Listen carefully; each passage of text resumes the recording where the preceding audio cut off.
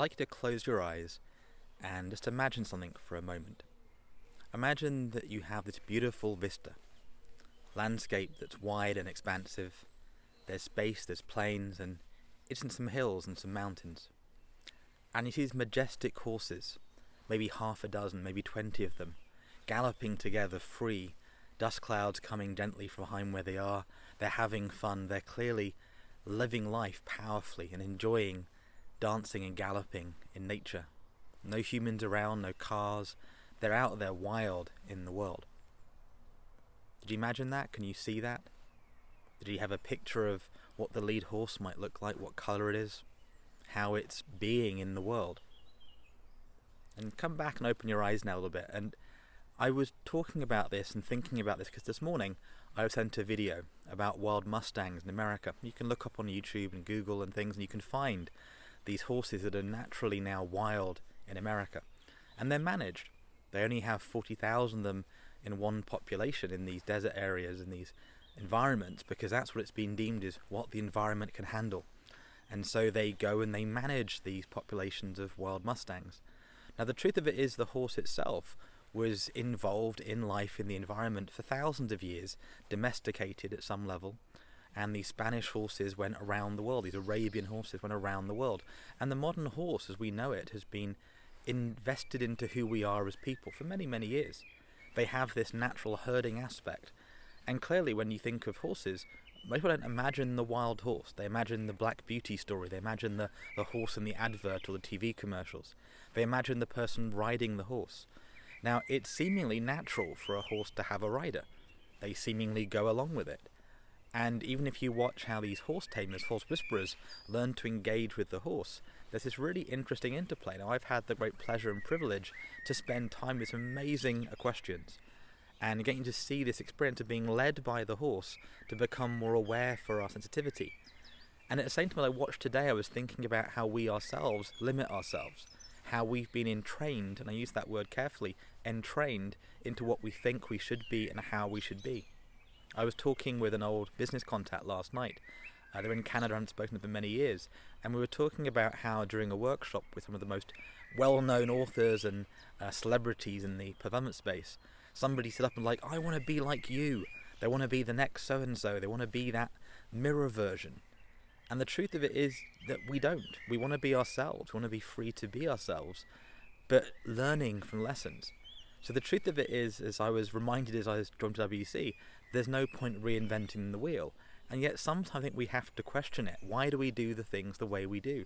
Why do we film the way? Why do we speak the way? Why do we use English the way we do? Why do these words mean what they mean, and how do they limit our thinking and speaking?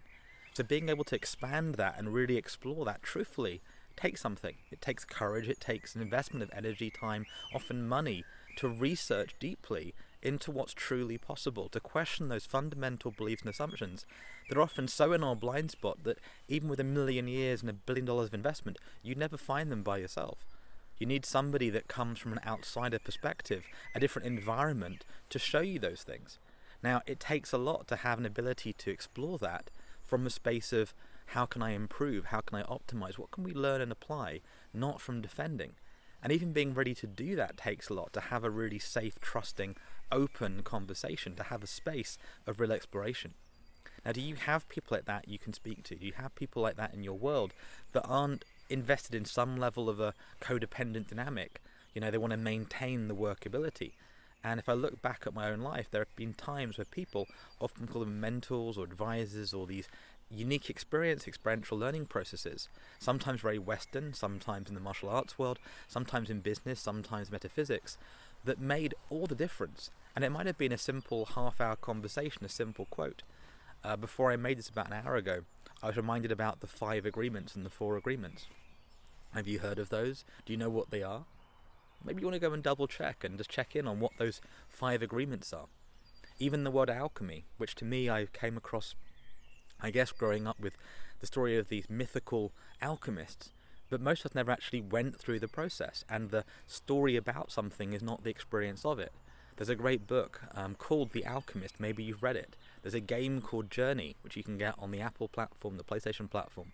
There are these processes and experiences that point at something the very thing that you're pointing at with language or descriptions isn't it. Now, I was lucky to be around Tai Chi and this aspect of the Tao, this aspect that you may have seen, the yin-yang symbol. But the symbol isn't it, the story about it isn't it. So the very thing that describes the very thing you're looking to share, in the very moment of expressing it, will get lost. So when I asked you to close your eyes, did you? And why did you? Why did you follow along with a simple suggestion? And it's not because I'm some master Jedi hypnotist. It's not because of the languaging. I think often it's how we've trained ourselves to be. And we can choose, we can decide what we do, we can decide what we focus on. But actually really having that focus and clarity and having it from a truly blank slate, the infinite potential, takes something. It takes work and reminder, and having a team and a system put that in place for you. I'm very glad and grateful I've got people who have spent decades, in fact my mum 40 years plus on the planet, at some level caring about and looking after Simon. But how many people really have people willing to invest decades into their life? One of my great teachers, Catherine Allen, has passed away, and for over 20 years she was my close friend, my close Tai Chi instructor, and more than that, we explored life and business. We explored what it really meant to be humans and sharing what we learned, often by phone and web and often together. And we'd spend at times when I started training with her 8 to 12 hours training. And not simply a structured linear process. We were actually exploring stuff that was off the curriculum. We'd mastered that. I'd already won the gold in 1996. But we went into a new area, into a new unexplored of what's possible and what could be. And so she trained in Canada with Pang Ching Fu and other places and other people, other teachers, as did I. So we took these different disciplines, from physics and fencing to mathematics and AI and systems, optimization theory, and we're applying it again and again in different areas to see what opened up and what could be shifted and what would we got into that habit of doing, because that's what you do. And thankfully, with a bit of humour to it, a bit of that Britishness that sometimes gets lost in translation. You know, I have a joke I told recently about the story of the magic tractor, and I had to explain it to somebody. He was like, I don't get the joke. That was not that fun, it's a slow burn, but how does that work? So sometimes we miss the very things in front of us that will make all the difference. And you see it again and again in movies and stories and myths, that these great things we're looking for often right underneath our feet. The very clue, the treasure hunt we're looking for, starts within. And the true mastery, I think, of life is opening up to what we could become as we learn to share and connect differently. And I don't know. And that place of don't knowing opens something, the beginner's mind. And whether that's the entrepreneur's journey, whether it's your personal journey, whether it's a relationship journey, I think we have a choice. But do we? As I go back to that picture of the horses galloping together on the plains, you know, fundamentally we are in an environment. And can we choose to create an environment that works for us? Can we make a commitment to have ourselves become the kind of environment we love for ourselves to show up in? So that we are called to be who we want to be and make that difference. That's what I call strategic alchemy. I'm working on for some time, and I'm creating that more and more as best I can, and finding people that are resonating with it, that are getting in touch. Sometimes people that I haven't heard of from years, and sometimes new connections. But I also know that the very thing I'm looking to do isn't just a replication and a slight change from the past. I'm looking to step into something that hasn't been done before. Well, that's different. And it may not be the easy route. It may not be selling the widget to the widget maker or the machine that creates the widget, person that wants to make the widgets. There is a bit of life, I think, that can be beyond that simple aspect of somebody would like a carrot and you give them a carrot. And there's nothing wrong with that. Nothing wrong with doing more of what's working and less of what isn't. But I also think that if I look ahead for most of us, including myself at times, if we just got more of what we've already been having, it's not going to give us the growth. That when we look back 50 to 100 years from now, we go, wow, that was a journey worth having, an exploration that was worth making. And that idea of being that wild horse on the plains and having that person who's driving you forward, having that space to play and explore, and even going beyond that, maybe one day those horses start to take off and fly. But you might have gone, that's not possible, horses don't do that. Well, maybe not when we're watching, but who knows? And I don't believe in fantasy in a crazy way. I believe in a very grounded reality.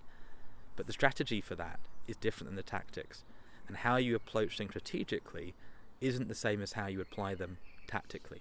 Hanging up a picture on a wall, you know, you put the picture hole in, you put the picture frame in, picture goes up, it's up.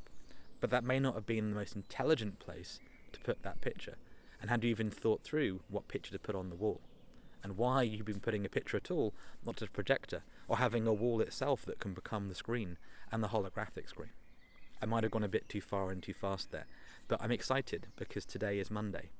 And as my old friend Erin used to remind me, every day is Monday. Bye for now, see you soon.